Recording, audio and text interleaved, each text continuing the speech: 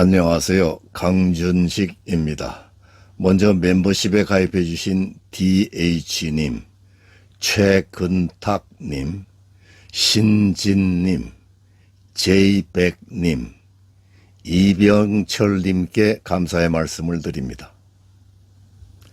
지난번 성묘유족을 강의한 것은 이 유족에서 고조선이 어른거린다는 생각 때문이었는데, 오늘 살펴보려는 귀방도 고조선의 그림자가 어른거립니다. 물론 아직은 확정적인 것이 적지만은 고조선의 실체를 파악하기 위해 우리는 시야를 더 넓힐 필요가 있다고 생각을 합니다. 상나라 복사에 따르면 귀방은 기원전 13세기엔 분명 존재했었고, 시작은 그보다 훨씬 오래전인 기원전 2200년이었다는 설이 있어요. 그렇다면은 성묘유족이나 고조선의 시작과 엇비슷해집니다.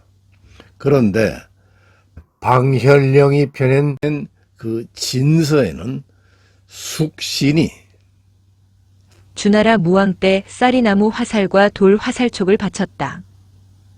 라고 되어 있는데, 이 시대는 주나라 무왕, 곧 기원전 11세기입니다. 고조선의 다른 이름인 숙신이 주나라와 통상을 했다면, 이 무렵 숙신의 위치는 우리가 배운 저 만주 동쪽의 흥령강 일대가 아니라 주나라 부근이었다고 보는 것이 더 합리적인 생각일 수도 있습니다. 당시의 교통 환경을 고려한다면 상나라 북쪽에 있었던 석묘유족이 고조선이었을 가능성이 있듯이, 귀방 또한 그럴 가능성은 없겠는지, 그 실체를 좀 살펴볼 필요가 있다는 생각이 들었습니다. 왼쪽은 춘추 초기의 양백과라는 창이고, 오른쪽은 청동기 조각인데, 거기에 금문으로 뚜렷이 새겨진 귀방은 대체 어떤 나라였을까요? 마귀의 영토.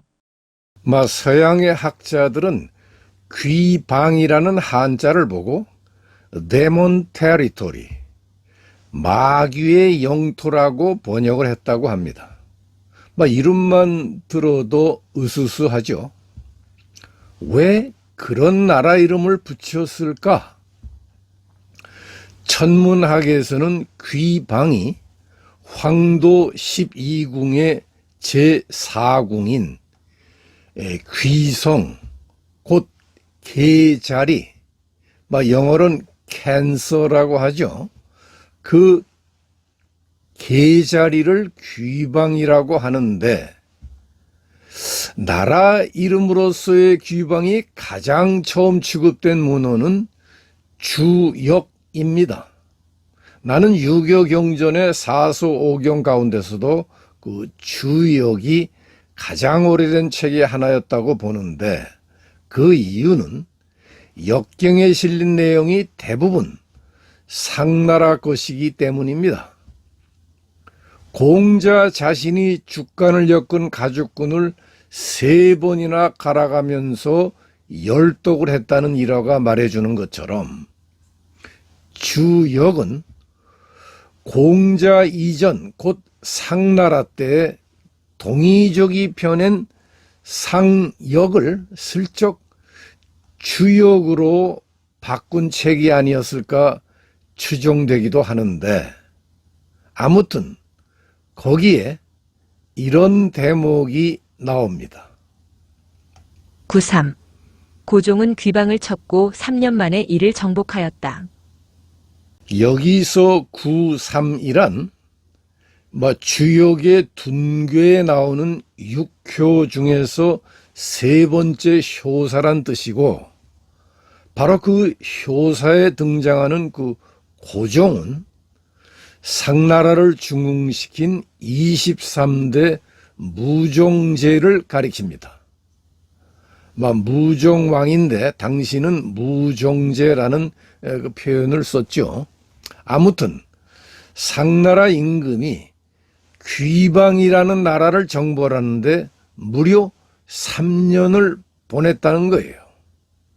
대륙에서 가장 큰 상나라가 3년의 국력을 기울여야 했을 만큼 귀방이란 나라의 군사력이 만만치 않았다는 얘기죠. 결코 간단한 나라가 아니었던 귀방에 대해 좀 더 상세한 내용이 담긴 글을 살펴보기로 할까요? 청나라 말기에 송조규라는 갑부가 사들인 소우정이란 세발솥은, 사진에 보이는 세발솥은 주나라 강왕 때의 청동기 유물로서 거기에는 모두 400자의 금문이 새겨져 있었습니다. 근데 불행히도 중화민국 초기에 그 실물이 분실이 되었다고 하는데 다행히 탁본만은 남아 있었어요. 1번은 원래 탁본이고 2번은 그걸 좀 보완을 해서 정리를 해놓은 금문입니다. 2번의 넷째 줄 붉은 선안의 글자는 벌귀방, 곧 귀방을 정벌한다 그런 뜻이고요. 넷째 줄 끝과 다섯째 줄 처음에 붉은 선안에 있는 글자는 부인 13,081인, 곧 포로 13,081명이라는 뜻입니다. 전체 문장이 길므로 도입부와 귀방 이야기가 나오는 부분만 해서체로 환원을 해서 이걸 우리말로 옮겨보면 다음과 같이 됩니다. 때는 8월 보름이 지났고 첫문으론 갑신일이었다. 날이 밝아올 무렵 왕의 좌우로 3사람씩 늘어섰고 여러 제후들이 들어와 의례주를 마셨다. 이튿날 왕은 주나라 각 사당에 제례를 올렸고 제례 집전자는 술잔을 들어 왕과 제후들에게 술을 바쳤다. 그리고 제후들을 인도해 제복을 입고 예를 올린 뒤 동쪽을 향해 제사를 드렸다. 장수 우는 많은 깃발을 달고 왕족 신하대와 공이 생포한 적장을 이끌고 들어와 고하였다.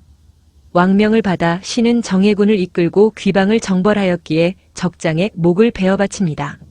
적장 2명을 생포했고 잘라낸 귀가 4,832개, 사로잡은 포로가 13,081명, 노획한 말이 4,000마리, 노획한 전차가 30대, 노획한 소가 355마리, 노획한 양인 38마리입니다.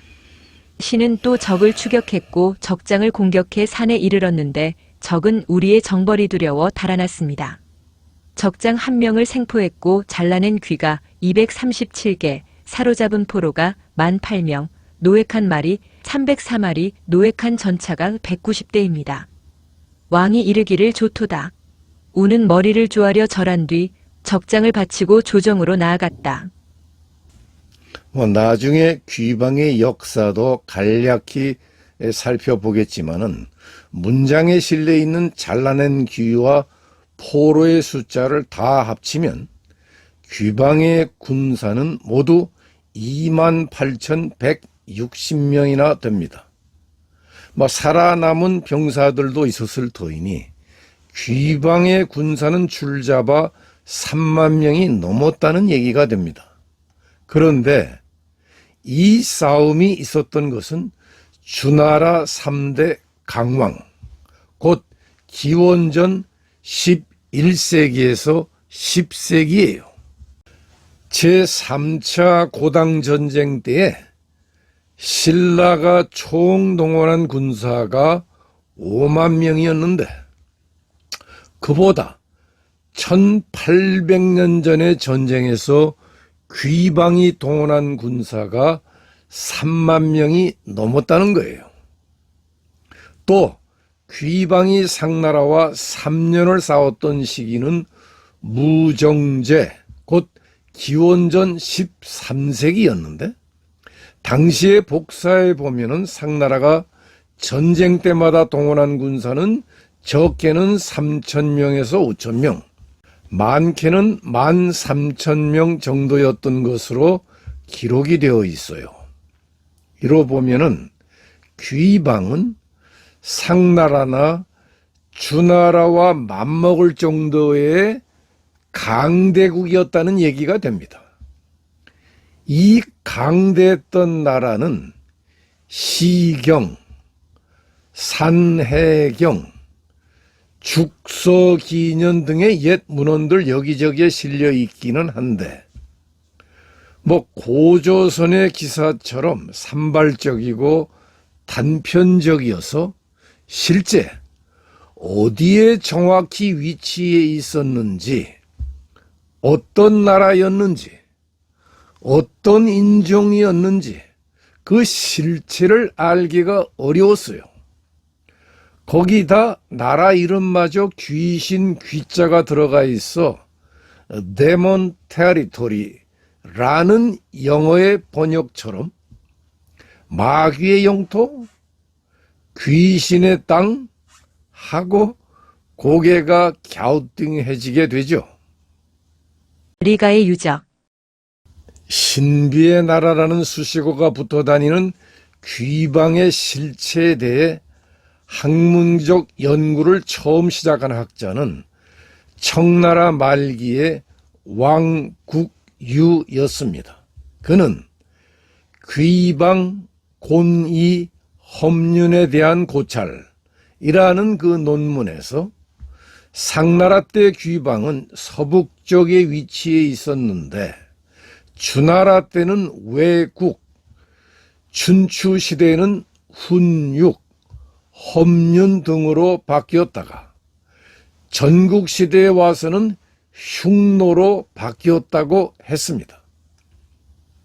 이 같은 그 흉노설은 곽말약, 전백찬, 여진우, 담기양, 상월 등 여러 후학들의 호응을 받았지만은 1936년 문자학자 심겸사는 귀자의 원래 의미에 대한 탐색이라는 그 논문에서 귀신 귀자는 본래 덩치가 큰 원숭이 우자에서 기원한 글자로 중원 사람보다 키가 큰 백인을 가리킨다는 이종서를 내놓은 뒤에 한동안 그 귀방은 서쪽에서 온 인도 유럽 인종이나 또는 아리안족이 세운 나라였다는 설이 널리 퍼지기도 했습니다. 당시 그 중원 사람은 키가 크고 생김새가 다른 그 백인이나 서양인을 경멸해 가지고 귀신 귀자를 붙여서 불렀다는 거예요. 우리가 서양인을 한때 코쟁이라고 불렀던 것처럼 일부 학자들은 귀방인이 상고시대의 유라시아 대륙을 가로지르던 스키타인이었을 것으로 추정하기도 했어요. 그렇기는 하지만은 귀방이 구체적으로 어디에 있었는지 그 정확한 위치를 알지 못해 학자마다 북쪽이다, 서쪽이다, 남쪽이다 하면서 주장하는 바가 다 달랐습니다.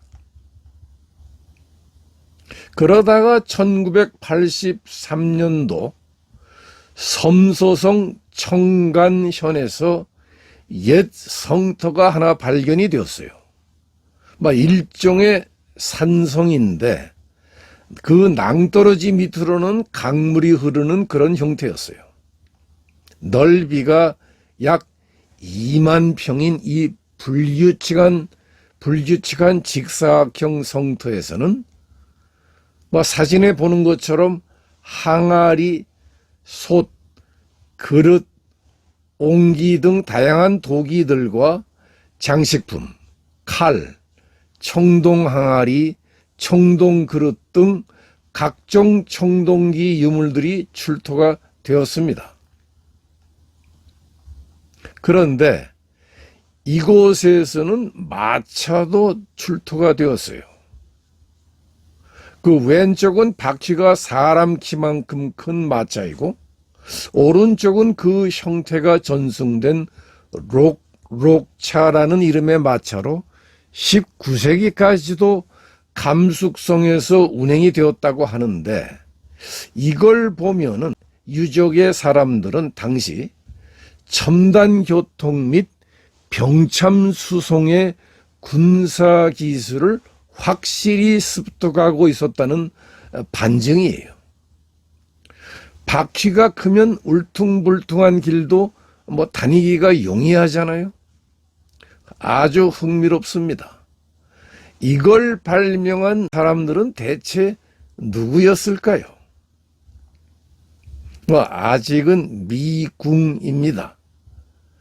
흉노 선조설도 있기는 하지만은 성터에서 출토된 그 다양한 생산용 석기, 농업용 도구 및 생활 도구들을 볼 때 농업 기술이 상당히 높은 수준에까지 도달한 반농, 반목의 혼합 경제였음을 알 수 있는데, 이는 목축에 따라 이동을 하는 흉노의 순수한 유목 생활과는 풍속이 다르기 때문에 흉노에 선조했다는 설은 맞지 않는 것 같습니다.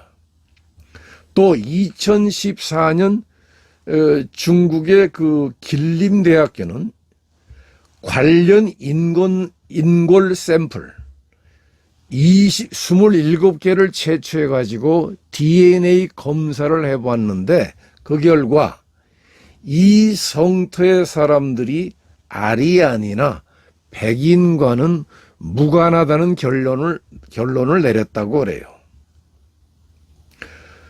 고고학자들은 그 성터에서 출토된 유물들과 성 내부의 주거지나 무덤 형태 등을 분석을 해본 결과 복잡한 청동기도 자기들만의 그 독특한 방식으로 주조해냈다는 점 등 이 성터의 유물이 당시 대륙의 중심이던 상나라 문화에 절대 뒤지지 않으면서도 그와는 다른 독특한 문명이라는 결론을 내리고 리가의 유적 또는 리가의 성토라고 명명을 하게 되었습니다.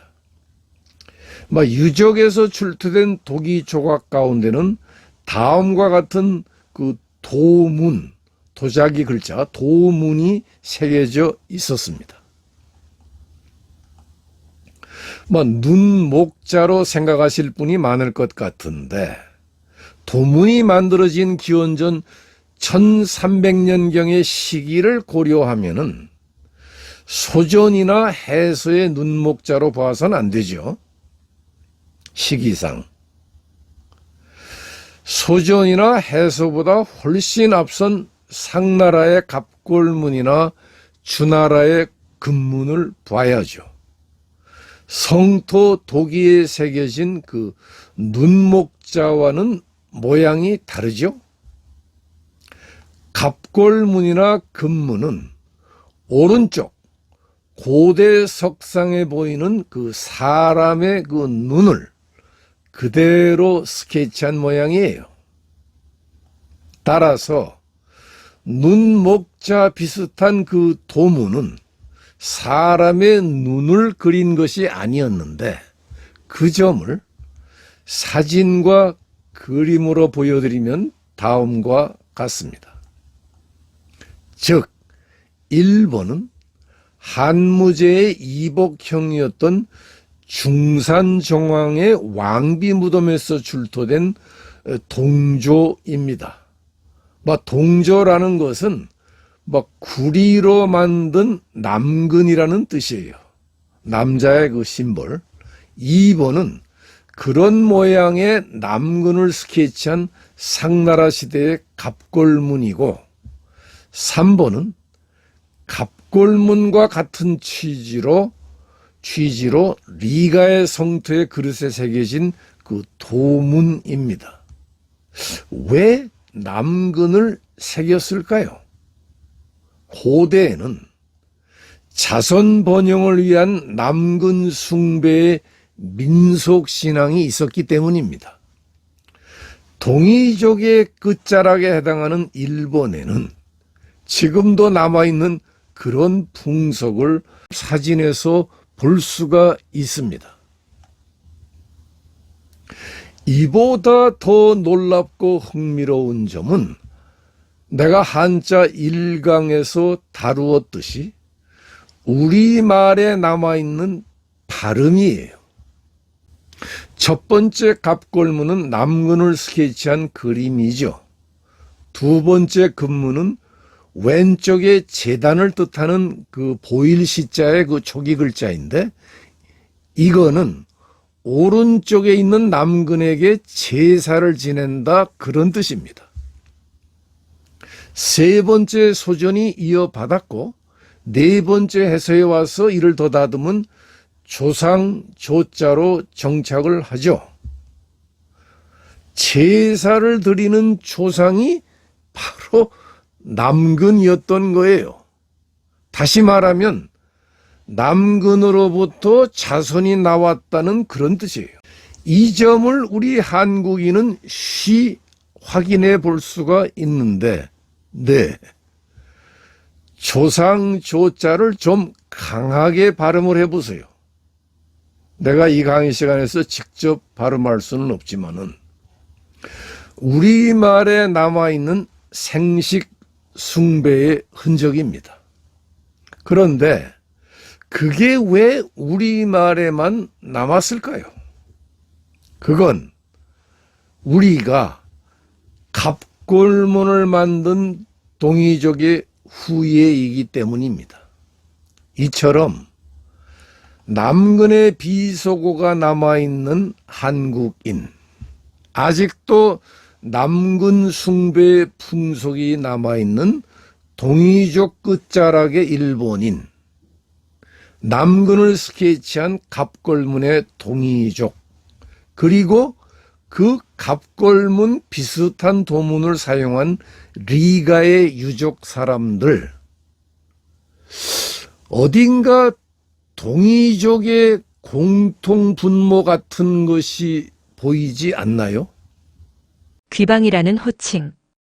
리가의 유족에서 출토된 무기 및 예기, 그리고 여러 유물들에서는 오, 자, 천, 묘 등의 도문이 발견되었는데, 이 같은 몇 글자가 갑골문과 비슷하다고 해서 리가의 유족이 상나라 문화는 아닙니다. 그럼 리가의 유족은 누구의 것이었을까요? 놀랍게도 그 점을 시사해 주는 글자가 발견이 되었어요. 세발 항아리의 입 가장자리에 새겨진 그 도문이었는데요.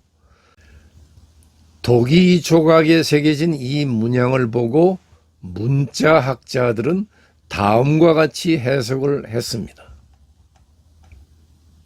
1번은 도문이고, 2번은 그걸 탁본한 것이며, 3번은 탁본에 새겨진 것을 문자로 옮긴 것이고, 4번은 귀신 귀자의 갑골문이에요. 문자학자들은 이 도문이 갑골문과 유사한 귀신 귀자로 보았는데, 마침 성토에서 출토된 다른 유물들을 탄소 14로 측정을 해본 결과 판정연대는 앞에 소개한 마차바퀴의 경우, 사람 키만큼 큰 그 마차바퀴의 경우 기원전 1245년 플러스 마이너스 145년, 곧 기원전 13세기의 것으로 확인이 되었습니다. 그런데 기원전 13세기라면 상나라 후기, 곧 주역에 무정제가 3년 동안 귀방과 싸웠다는 바로 그 시기에 해당하죠. 이에 따라 학자들은 리가의 유적이 귀방이었다는 결론을 내리게 됩니다. 한편 성토에서는 무릎을 꿇은 자세로 돌판 위에 세워진 해골 형상의 석상이 발굴되기도 했습니다. 어떻습니까? 제사의식에 사용되었던 것으로 보이는 이 해골 형상은 귀방이라는 명칭과도 잘 어울리죠.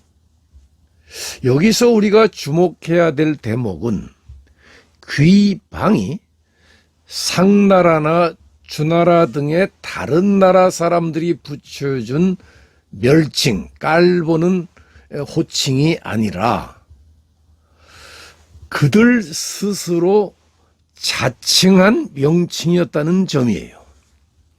그럼 왜 그들은 스스로를 귀방이라고 불렀던 걸까요? 우선 귀방의 귀자부터 살펴보기로 하겠습니다. 왼쪽은 그 도문이고 오른쪽은 갑골문이에요. 밑은 사람의 몸통과 팔다리이고 위에 그 머리는 밭전자로 그려져 있어요. 다수의 학자들은 이 밭전자 머리가 얼굴을 가린 탈, 가면 또는 마스크를 표시한 것으로 봅니다. 왜 탈을 썼을까? 귀방이는 무서운 탈을 씀으로써 적에게 심리적 공포를 유발할 수 있다고 생각했던 것 같아요. 이 경우 탈은 사람의 해골이었을 가능성이 높죠. 고조서는 그 기록이 없지만은 우리에게도 탈 쓰던 풍습은 그 조선전은 물론이고 신라와 백제까지 거슬러 올라갑니다.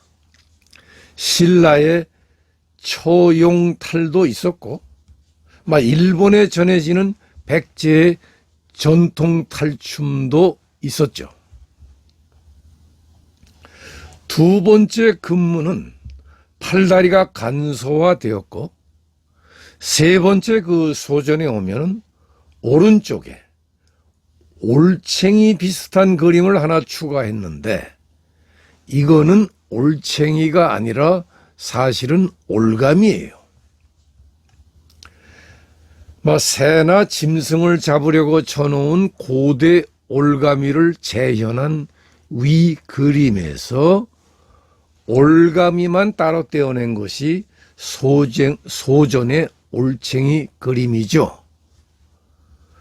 원시 공동체 사회에서는 대체로 물건을 공유했으나 올가미에 걸린 그 새나 짐승만은 올가미를 쳐놓은 사람에게 귀속이 되었기에 여기서 개인의 것, 개인, 사사, 자기라는 뜻이 생겨나게 되었다 그래요.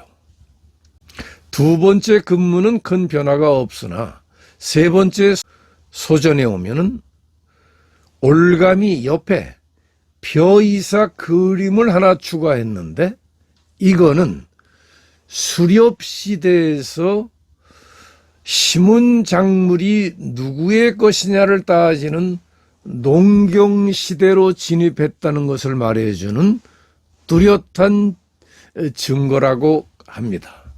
소전시대는 이미 수렵시대가 아니라 농경시대인 거죠.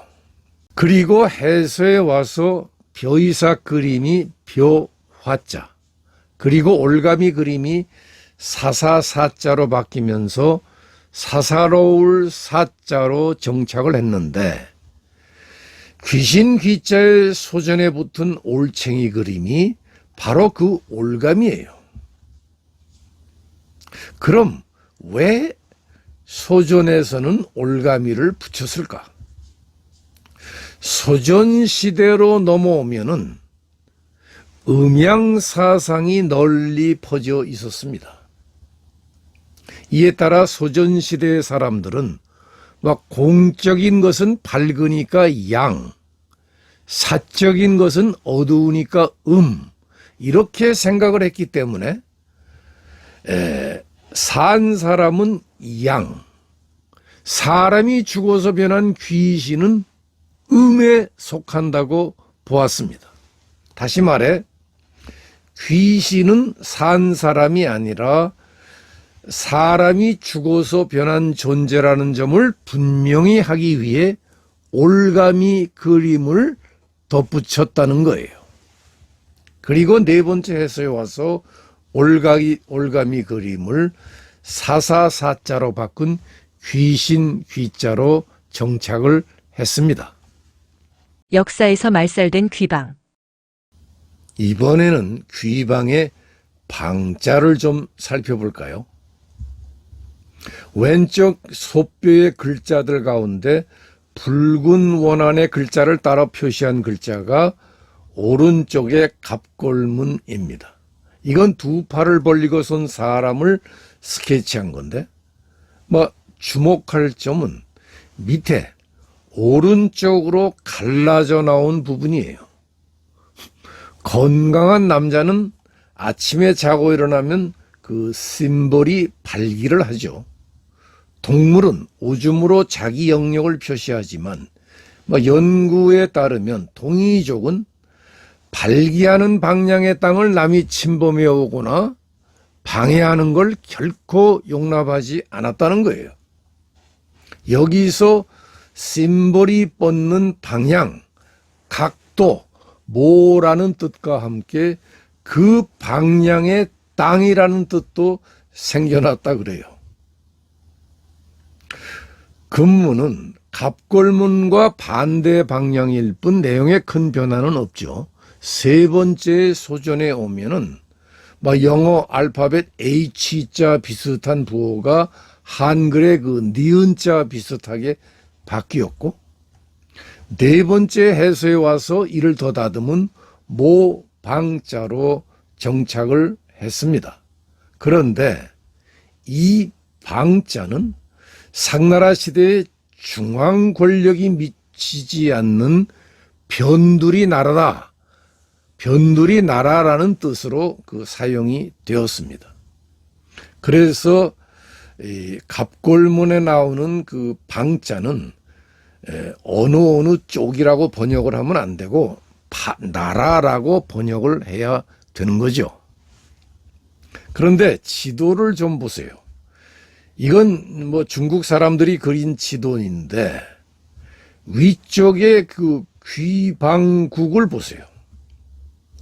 거의 상나라 영토에 맞먹는 규모 아닌가요?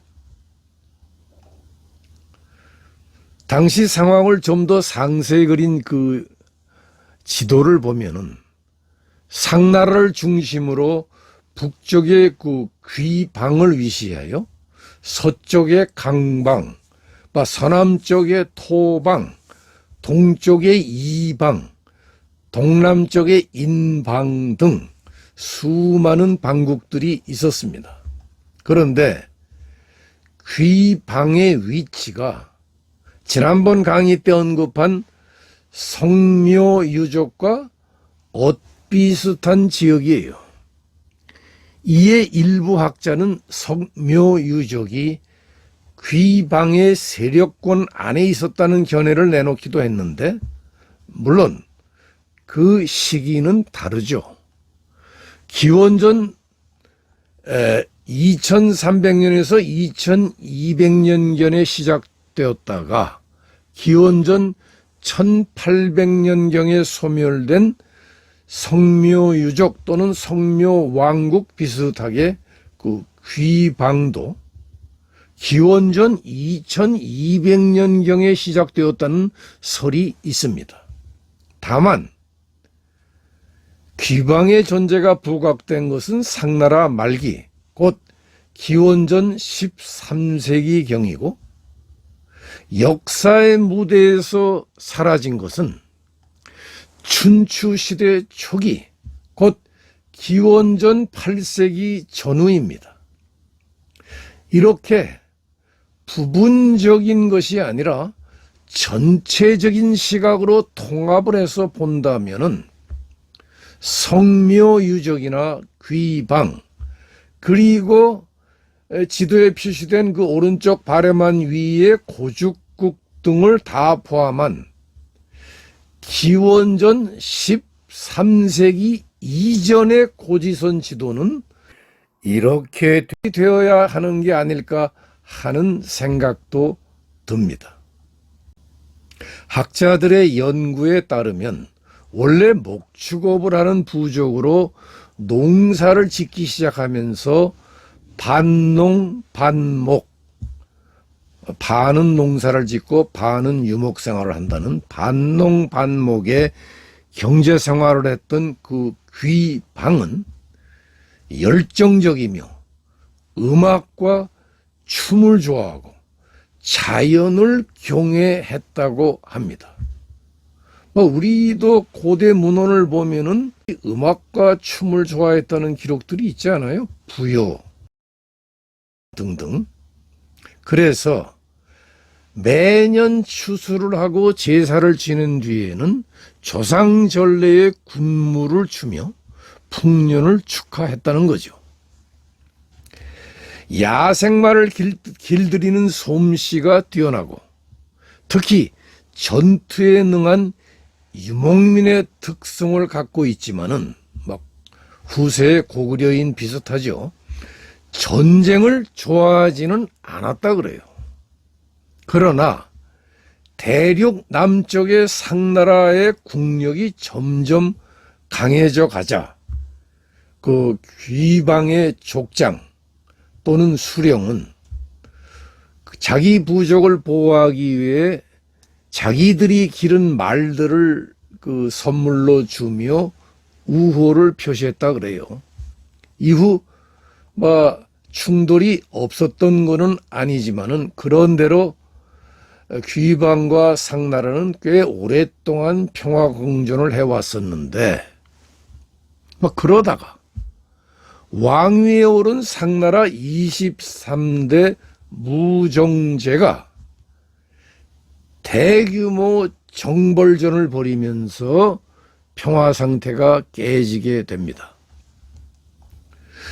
은어에서 출토된 수많은 유물들 가운데는 부호에게 3,000명을 징집하고 또 1만 명을 징집해서 강방을 정벌하라고 할까요?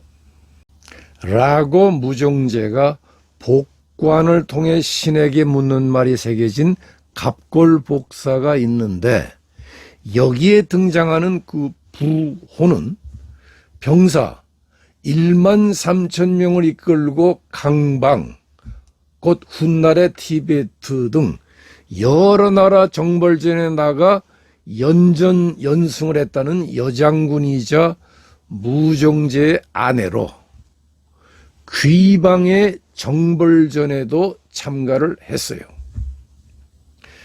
기병 중심으로 말타기와 활쏘기에 뛰어나며 게릴라전에 익숙한 귀방 군대의 응전도 만만치를 않아서 싸움이 무려 3년간이나 지속이 되었다는 그 주역의 기록은 앞에서 내가 소개한 바와 같은데 그 결론은 귀방의 패배로 끝납니다.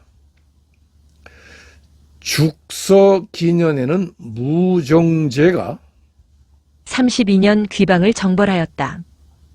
라고 기록이 되어 있습니다.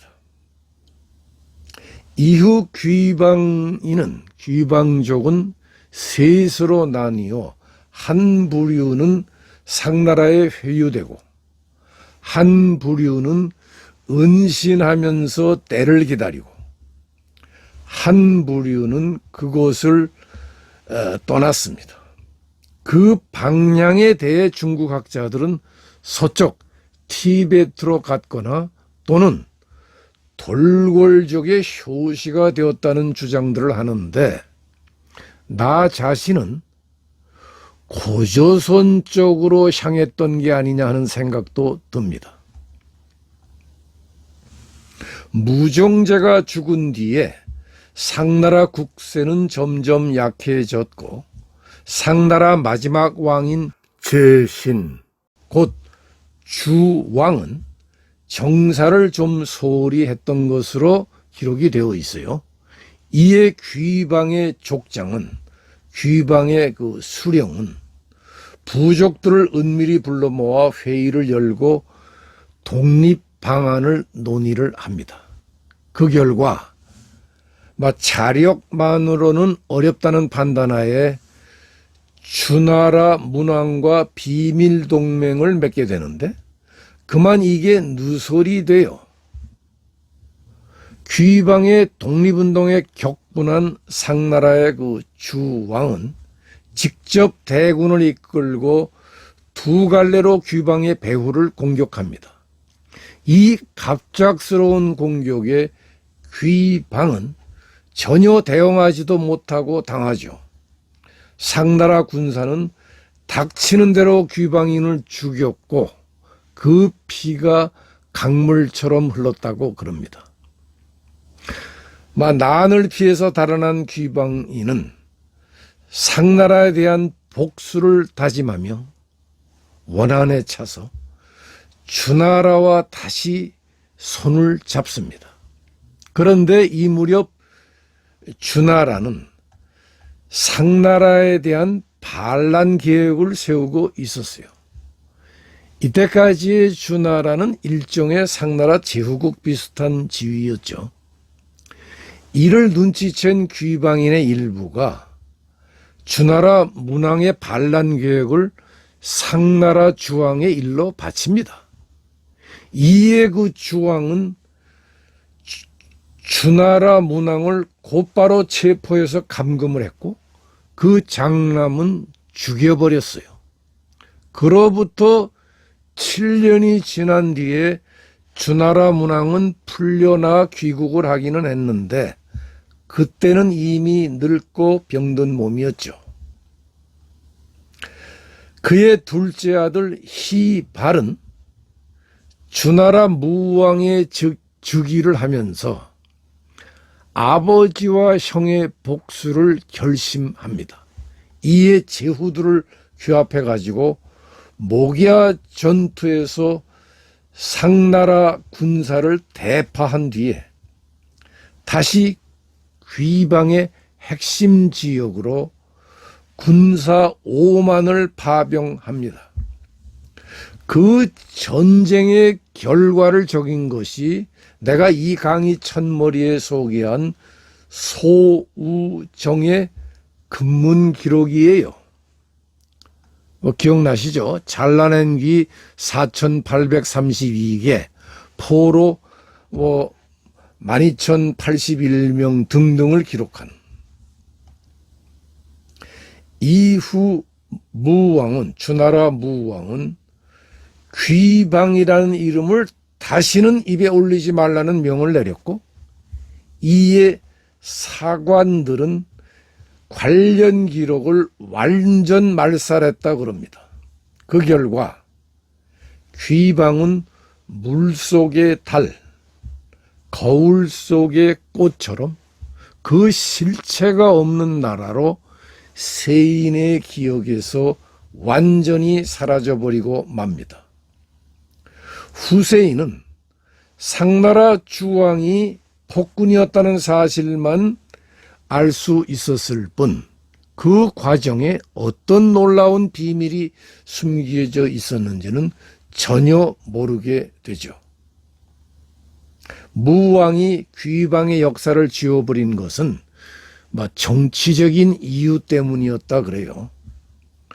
주나라가 상나라를 무너뜨린 건 정의로운 일이어야만 하는데 사실은 상나라에 대한 쿠데타를 일으킨 거고 거기에다가 귀방이 한때 주나라를 도왔다는 사실까지 드러나게 된다면 그 같은 주나라 건국의 정의의 이미지에 금이 갈 수도 있었기 때문이라 그래요. 이로써 귀방의 존재는 춘추시대 초기에 자취를 감추게 됩니다. 그 후 귀방은 내륙 여러 나라로도 흩어지지만은 일부는 동북쪽으로 이동한 고조선으로 흡수되었던 게 아닌가 싶습니다. 물론 귀방이 고조선과 어떤 관계가 있었느냐 하는 문제는 아직도 논란의 여지가 많죠. 심도 있는 연구와 고고학적인 추가 발견 등을 통해 풀어나가야만 할 숙제입니다. 실제 사료가 태부적인 고조선의 역사와 문화를 복원하는 일은 지난번 강의에서도 언급을 했지만은 무모하고 지난하며 고달픈 작업입니다. 그럼에도 우리 상고 역사와 상고 문화를 더 잘 이해하고 소중히 여길 수 있게 해준다는 점에선 꼭 필요한 일이죠. 그런데 고달프기는 하더라도 진실 탐구의 과정이야말로 역사 연구의 매력이기도 합니다. 오늘은 여기서 강의를 마치도록 하겠습니다. 장시간 경청해 주셔서 감사합니다. 이 영상을 재미있게 보셨다면 좋아요와 구독을 눌러주시고 알람 설정을 해주세요. 영상 제작에 큰 힘이 됩니다.